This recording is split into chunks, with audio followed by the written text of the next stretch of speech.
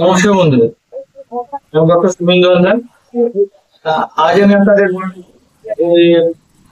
হাড় মজবুত বা রাখতে বা হাড় ভালো রাখতে ফাস্টি খাবার কি খাবে, যেটা খেলে হাড় আপনার মজবুত থাকবে, সুস্থ থাকবে, ভালো থাকবে।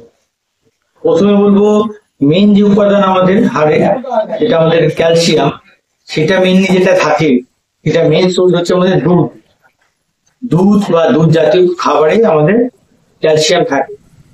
তো এটা মেন খাবার, এটা খাওয়ার চেষ্টা করবেন। তার সঙ্গে বলবো যে বাদাম, নাটস জাতীয় যে বাদামগুলো, তার মধ্যে ক্যালসিয়াম থাকে, আপনারা পাবেন, এবং এটাও হাড় মজবুত করে। এছাড়া অনেক মিনারেলসও থাকে বাদামের মধ্যে। এর সঙ্গে বলবো ব্রোকলিতে হাড় মজবুত করার মতো অনেক মিনারেলস থাকে। আর একটু বলবো টফুতে অনেক রকম মিনারেলস থাকে, যেগুলো হচ্ছে কি আমাদের হাড় মজবুত করে থাকে। এবং 5 নম্বরে বলবো সোয়াবিন একটা বিশেষ উপাদান বা ফুড, যেটা হচ্ছে আমাদের হাড় মজবুত রাখতে আমাদেরকে সাহায্য করে। তো এই 5টি খাবার বেস্ট ফুড আমাদের হাড়কে ভালো রাখতে, সুস্থ রাখতে। নমস্কার।